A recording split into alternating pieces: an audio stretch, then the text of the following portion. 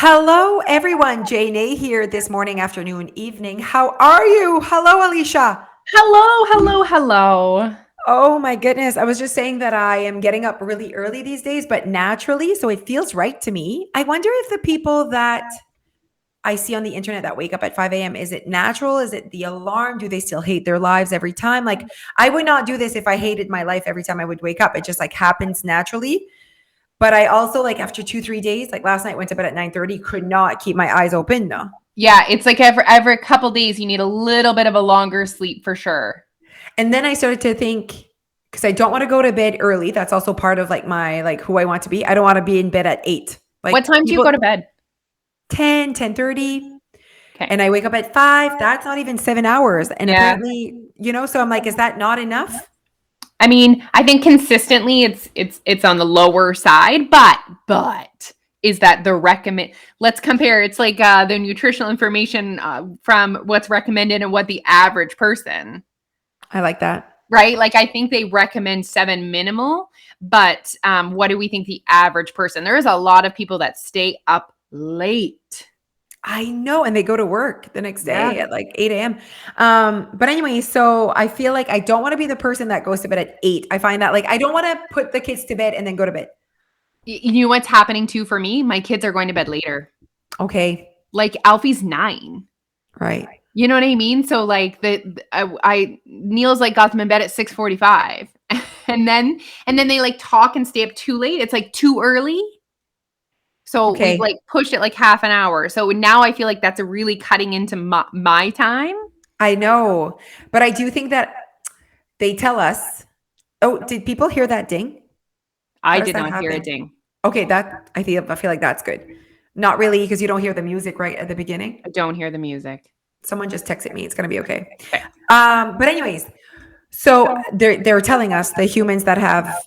Oh, I hate that you hear double. Like I don't know what to do, guys. They're telling us the people that have teenagers that you don't put your kids to bed anymore. So like their evening, they don't go into your evening anymore because you're not a part of their evening. I can't see that happening. I know. And like, do you stay up every single time they're not home? Like, you got to stay awake. Like, if their curfew is midnight, you have to stay awake to see them with your eyes. Oh wow, no, I don't think that that's what the parents do. I think my parents did that. They waited for your okay. Absolutely. My dad, Yeah. he was scary. He was your dad? So scary when I was a teenager. So scary. He was actually so unreasonable. My mom was like, Peter. I also lived at home, right? Going to university. So my mom was like, Peter, she's in second year university. Like, we need to let her like come home when she wants. My dad was like, midnight curfew, second year university. Oh my goodness. And like he would meet my friends and like crush their hands with his handshake. All my guy friends would tell you my dad was very scary. Interesting, because he's so not scary. No. Your mom. Yes. She's more scary. When I was like a little kid, it was more my mom that was more scary and like the disciplinarian. Do you know what I mean? And my dad was Yes. more like the fun parent. And then it switched as I got to be more of a teenager. So interesting. Yeah. My dad was never scary, Okay. and neither was my mom. No. one was scary. Yeah, my poor mom. So sweet. Yeah, no one was scary. Maybe I was scary. I was the one waiting for my brother and calling him to You see if he were. was. Yes. I would wait. I would stay up and I would go wake up my parents if he wasn't home by his curfew, because he would have died. I had like this irrational fear that he would have died in a car crash. I had like issues. I thought I needed help when I was younger. I don't know why. So scared. And then I started going out with Jeff, and every time he would leave from my house to go back to his house, I would think that something would happen. I was just like, I'd be like, text me when you get home, and then he wouldn't because his phone died. And like, anyways, there was one time, oh my God. Did you guys have cell phones then? Yes, I had a cell phone when I was 14. Of course you did. I was probably one of the first ones. Did you know that my dad was one of the first New Brunswickers to get a cell phone when cell phones came out? Yeah, he had like a plaque, like a thing to say like that one of the first hundreds to buy a cell phone. Stop. Yeah, apparently he said that people were like, "Why would you want that?" Like there was like a this, but he was a businessman. You know what I Yeah. mean? He was like he saw the potential. He said, I mean, you're younger than me, but I didn't get a cell phone until I was 22. Like I went through high school and university. I graduated university not owning a cell phone. "Are you serious?" Absolutely. I got one right when I moved. My first cell phone was in England. Oh my god! I for sure had a cell phone when I was 14 because I had a cell phone with my first boyfriend when I was 14. But like that was like just coming out, right? Am I 4 years older than you or 5? You are so you would have been 18 when I was 14. You got your first cell phone at 22. I mean, I was later to get it, but still, isn't that crazy to think that I went through high school and university without a cell phone? It's actually very crazy. We also had phones attached to our car. So we would have a cell phone, but then there was also like a phone in our car that we could talk on speakerphone.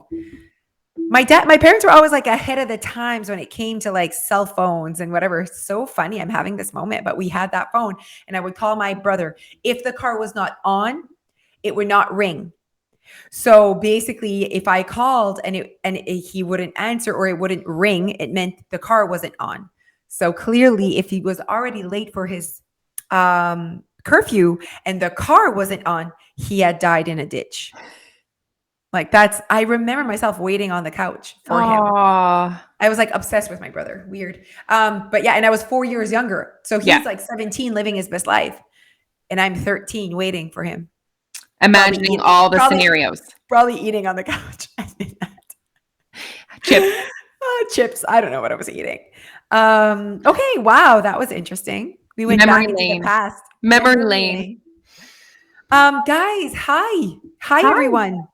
We have a few really fun things that came out, you guys, that you guys are probably already aware. Maybe not. Let's go through them. What date is this podcast coming out? It's coming out on the 7th, March 7th. So we just hosted a 2-day masterclass, you guys. And we also already about 2 weeks ago announced that Jordan Syed is going to be our virtual host for our event. So all the things are really coming into play, into what's the word I want? All the things are coming into focus. Nope, nothing. Oh my goodness. I know. I'm tired. I know what you're saying, but it's gone. Okay, wait. So I'm waking up early, and I was thinking about Jeff was like, you're gonna be that like old lady that like my mom that wakes up early, and I'm like, yes, but I'm not gonna like complain about the fact that I'm not sleeping. You know what I mean? Like I want to be the one that wakes up early so that I can enjoy maximum my life right now. Got it. Why am I so afraid of death, Alicia? I mean, it's like it's one of your fears that is more pronounced than maybe it is normal to be. Okay. It's just I think most people have something like mine is like an accident happening. Yes, of course. But I mean, it's all a part of it. But it's like I just need to maximum my life. Is it like this sign from the gods that I'm going to die young and it's like telling me? No, Thank I think you. it's just your personality. Okay, thank you so much. It's working out well for you. Because you are like, let's have the most amount of fun possible. Let's maximize this. Let's do this. I'm here for all of it. I know you are. Freak. Thank God you're in my life, huh? Whew. So boring. So boring without each other. And like, I am sad that we're not spending as much time together as we were when we were doing the documentary. Honestly, I'm gonna miss you so much. I am devastated by the fact that you're leaving me. I know. I am so sorry about this. I'm so happy for you, obviously, but I'm gonna like miss you so much. I'm gonna want to know what you're doing, what's happening. You're gonna have to like on the weekends when we don't talk. I like check your Instagram. What's she doing? I love you so much. Okay, so here's the thing, you guys. I'm leaving in a week if everything goes really well. For about 18 days, and I was thinking of slowing down social media while I'm gone. But yet I want the world to see all the things that I'm doing. It's hard sometimes, eh? It's because hard. I don't have an Instagram husband like you. If I don't take videos or pictures and post them, no one will know what we're doing. It's true. Not that people care, but I think they like it. I love it. I love it. I love when people go on vacation, then they bring us along. Do you know what you could maybe do is like take pictures and videos, but don't like post them right away. And then like at night you sit and do your posting. I am thinking of doing that. So being more in the moment, but also Yeah. taking pictures and videos, because I also, like, I just went on my albums on Facebook of 2018 when I went to Disney with when Dia and Noah was in my belly, and there was 270 pictures and videos, and it was the best 10 minutes of my life looking through that with Dia and like asking her if she remembers, and like, so like Fun. I see value in taking a lot of pictures and videos, and like I really love that and going back. But I love what you're saying. See, what's happening is I'm taking the video and then I want to post it right away. Yeah. Well, that is time that I'm not spending in the moment. Yep. So And then maybe you're what I like, could do is at the end of the day, yeah, in my bed. Okay, I and then see you're what like, you're ooh, saying. who's commenting? Who, whatever. And then you get like ding, ding, ding. I think it's good if you just like take the pictures, take the videos, go home. You'll be Okay. like Neil. That's what Neil does. And then he sits on the toilet for 3 hours making his TikToks. You always know when Neil's pooping is when his like things come out. Oh, wow. Then he's pooping a lot. Oh, he poops so much. You should have seen him when I told him I hadn't pooped for 3 days. Like he like, which is like odd for me, but there are actually quite a few people that do not poop every day. Yeah. His face though, he was like, I don't understand. Like he was like, I don't understand. Oh my God. Huh? What is Neil? Just Neil in general. Oh my God. I love Um, living in his brain. Okay, you guys, we want to take some time now that our documentary is over. We want to take some time to really reflect with all of you about our lessons learned during the documentary. Before we get into that, I want to tell them that they need to take advantage of the free trial right now. Right. Oh my goodness. Okay, so right now your red weight loss 10-day free trial. Just so you know, this is not something that we do often in a year's time. So you need to take advantage. You've been watching us. We know you've been creeping us. You now need to come on the other side. Come on. And the 10-day free trial is really to give people, I guess, that feeling of security of like, okay, I like what they have to offer. And like we see value in it, and we love having you on the inside to show you what we offer. And like 10 days isn't a long time, but it's long enough for you guys to get in, watch our video modules that we have on calorie deficit, watch our video modules on confidence, print the cookbook, email team. Like that's what I would say do right away. Watch the videos, get in the community group, comment on posts, make your own post, email team, print the cookbook, like take full advantage for 10 days. And then you'll get a better idea of what does happen on the inside. Yes, it's like take full advantage of your Yeah. free trial. I do when I get a free trial of something. Yeah. Okay, so that, yes, thank you for bringing that up. We would have forgotten for sure. Paul just sent me some footage and he's like, "So, what do you think?" And I'm like, "I'm recording a podcast there, Paul." So fun though, huh? I cannot wait to just like build this with you two. Are you looking out the door if there's more FedEx, Lo? No, someone just ran by. Oh, It okay. looks beautiful out. Am I going to be able to wear my new jacket out today? You will. I looked at the weather, 10 degrees this afternoon, everyone. Well, yeah. not when you're listening. Oh, yeah. Yeah, no, I'm also going to go for a walk for sure. I was like, Kate, this is a perfect opportunity this afternoon. So I'm hoping to get a lot of work done this morning. Okay. All right, Mhm. let's go. What Okay. is the first lesson we want to talk to our listeners about? So the real strength, I think the thing that's probably come out the most and the thing we've gotten the most messages about is that there really is no such thing as good or bad food when it comes to fat loss. Excuse me, so sorry. That was Now, amazing. and I mean, as much as I say that, obviously, if you're trying to lose fat, you're trying to create a calorie deficit. So eating only calorie dense food wouldn't be good for fat loss because you would also be hungry. Oh, I love this conversation. Yes, I see where you're going. Right? Like, but it's not the actual donut itself that is going to make you gain fat. It's a calorie, but if you consume a significant amount of donuts, I mean, as I say that, we eat 3 a day and we're friggin' creating we created a calorie deficit. Oh, this conversation of calorie deficit and you know, calorie dense foods versus whatever, it's so like complex. Like Yes. it's like, well, you could if you know, it really depends. Like, but I see what you're saying. It's almost like when people say, you know, we say you can eat whatever you want and lose weight, and they're like, well, I want 12 cookies. And that wouldn't help me be in a calorie deficit. You know what I mean? And it's like, you're missing the point of, you can, like, it's not cookies that is bad. Is that even with the 12 cookies and other things, on average, you're not in a calorie deficit. So again, the conversation needs to keep going. It's not black or white when it comes to fat loss or weight loss. And so all we have to say, what we are saying though, is that you can lose fat while eating carbs, fat, sugar. Like, you can. And that sentence is true. That sentence is true. And what we're hoping is that doesn't then turn to people to go and then, okay, I'm just going to eat all of this stuff all the time. No, the whole point is like, please do not be afraid to eat a donut today. Right. Yeah, exactly. Or don't be afraid to go to a birthday party and have a piece of cake. Don't be afraid to have dessert when you go to dinner with your husband. Like, it's that point we really, really, really wanted to get across. It's like, basically take this info, take this information, this knowledge, and then go and create your deficit with it.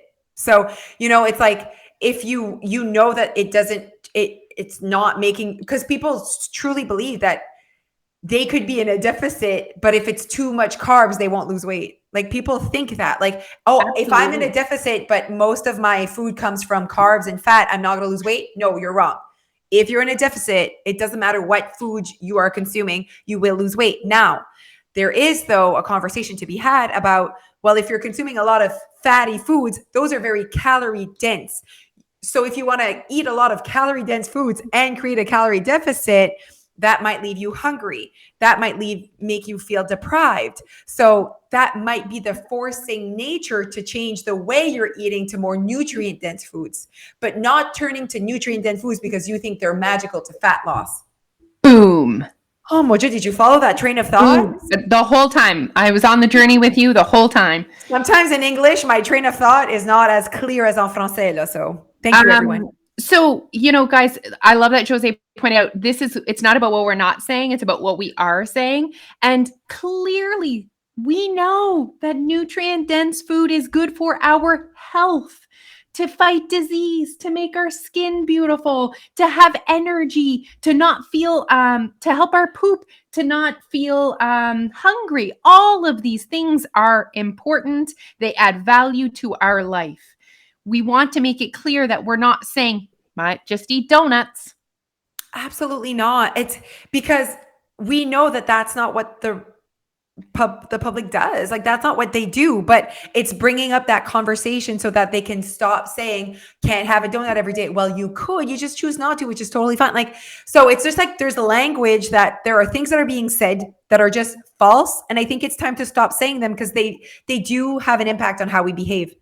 Language is so important. And so if we can put our mark on the world and people stop labeling things like donuts as fattening, as bad, as junk food, I think we can make some progress in the way that we look at food. Like, just with our would you eat a donut a day survey and data, we kept saying, like, donuts have a bad rep, huh? Like, the reaction from people to eat a donut a day was like, oh my goodness, never. Like, so others are like, yes, because they're good. And that's why it's so interesting to me how two human beings could really see something completely different, the purpose of it, the value of it. And so just like, and for a simple thing like a donut, so imagine the rest of all the things in life, but having someone say, like, of course I would eat a donut a day, why not? And having another person say, absolutely not, they're horrible for your health, is very interesting to me. How we're not all on the same page, We are absolutely not. And just even the whole sugar conversation, that's kind of a hot topic, sugar, in the weight loss world, and people saying too much sugar. And I said to Jose, I wonder how many people that are deciding that they're not going to eat a donut based on how much sugar actually know how much sugar would be in a donut, or even how much sugar is in like their... I was going to say that, even how much sugar they usually consume. Like, do you have the stats of what your usual consumption is and what it should be and what is in a donut? We even asked one person, he's like, it's so high in calories. And then I asked him, do you know how many calories are in Boston creams? Like 600.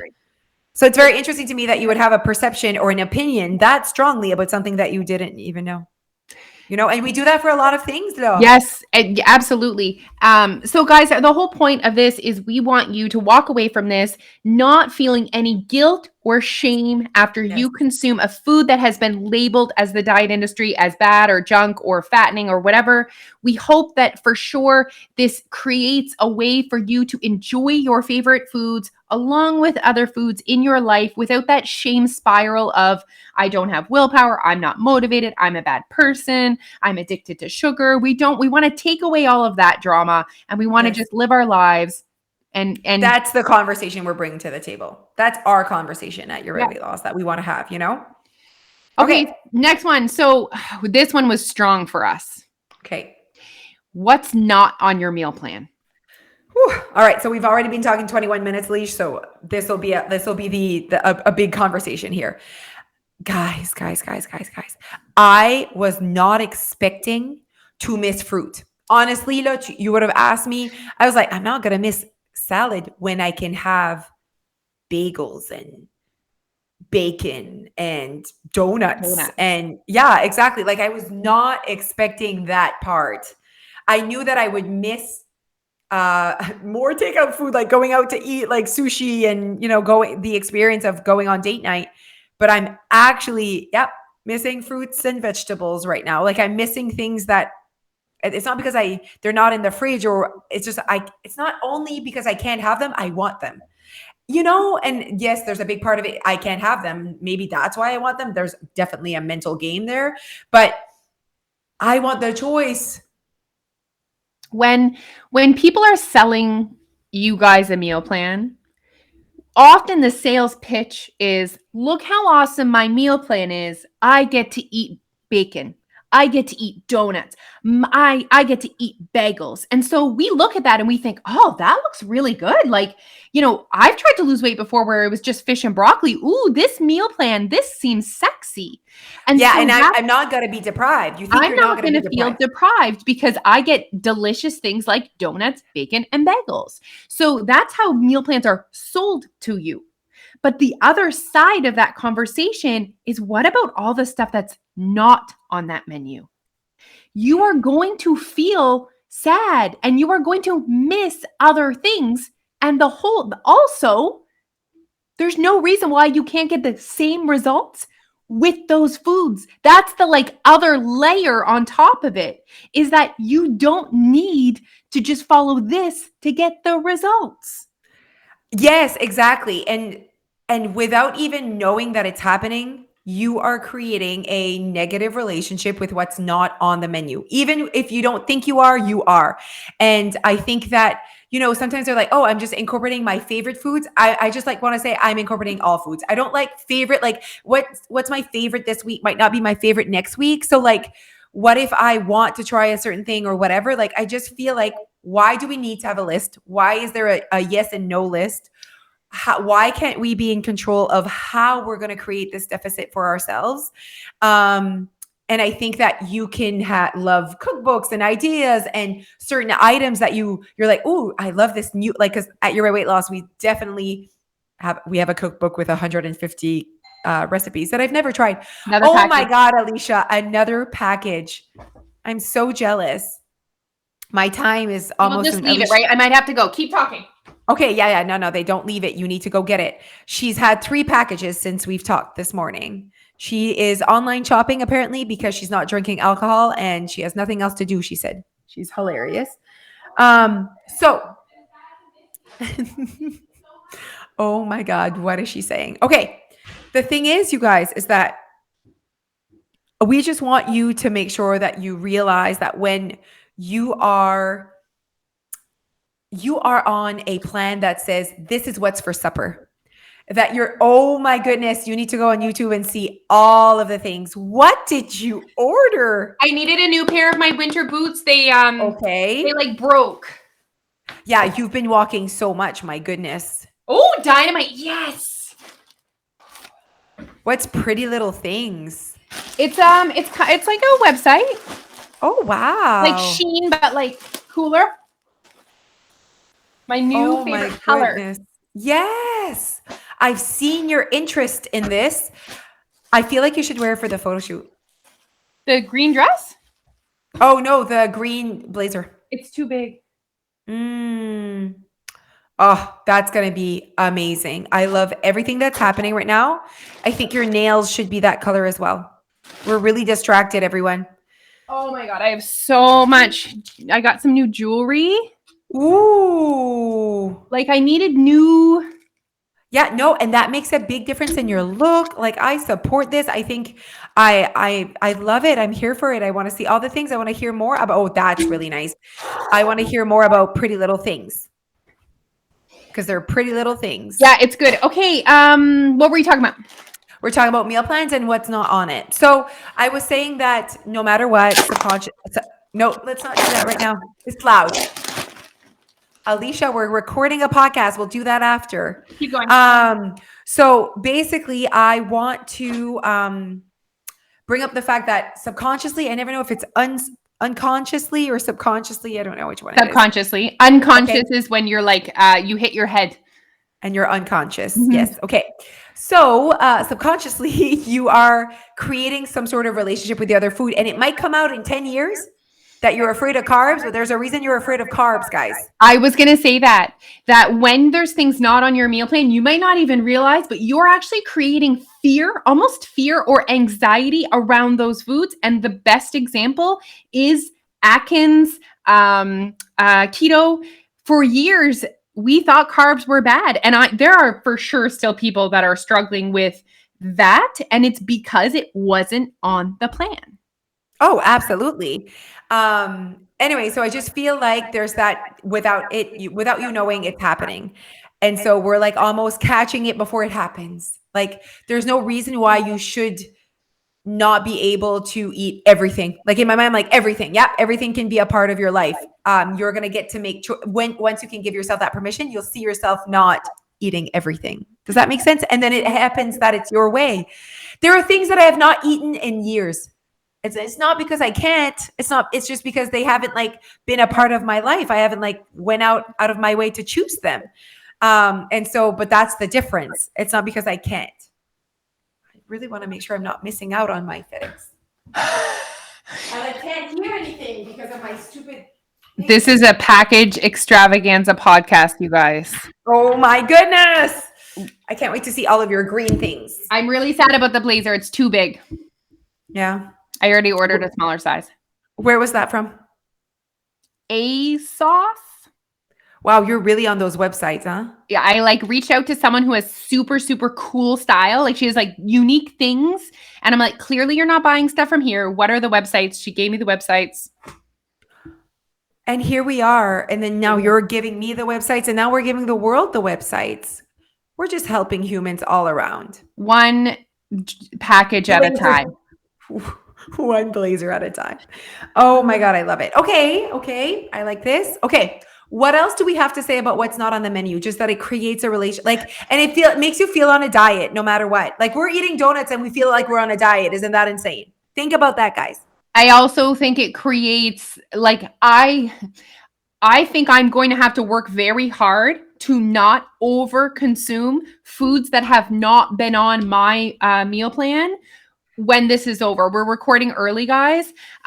So basically we haven't quite finished yet. We've got like a couple days left. And so I'm already, I don't want to say afraid, anxious, already like, how are you not going to lose control? And I see myself thinking things like I went to Sobeys and I saw a coffee crisp. I haven't eaten a coffee crisp in a very long time. I love coffee crisp though. But like, because I haven't had it for the last month, which I haven't had it in the last years. Like I haven't chosen it in the last years. Now I'm like, ooh, next week I can eat that. Isn't that odd? I'm like, basically everything at Sobeys, I'm like, next week I can eat that. But before I would not think that because I could eat it all the time. I think that people are not realizing how their mental game is playing a role and how they behave and how they think. And now we're like living it again because we have not been on a diet in a very long time. Like, I can't believe that I'm looking at things that I have not eaten in years and I'm thinking next week I can eat that. That's ridiculous to me that I'm thinking that, but I am. What happens, guys, is you just start to think about all the things that you can't have. And It's just not productive. I do not think there's not very many things that I feel strongly about that everyone should incorporate. There's really not. But I do think having specific things that you are not allowed to eat is not a good idea. I agree. Unless Yeah, like you're allergic or you're oh my diabetic God. or Do you know we what I even mean? have to say that? We do, yeah. Okay. But yeah, no, absolutely. I just feel like that's our opinion. That's what we believe in. And I think that we've like lived it both lives. And with this life is pretty amazing where everything's on the menu. Everything is on the menu. Everything. Everything. Even Everything. things we don't like is on the menu. Why not? Why not? I love it. Okay, everyone. So those were our first. We're going to do part 1, part 2. We have many more lessons from this documentary. Keep listening on Thursday. Don't forget to join our 10-day free trial. Don't forget to buy your virtual premiere ticket or your ticket at the Capitol for May 5th. This is a big day for us. Premiering this documentary is everything. We are pumped. Good day. It's going to be a good day. Good day. Bye, everyone. Bye, Leash. Bye. Can't wait to see all your things. Okay, bye.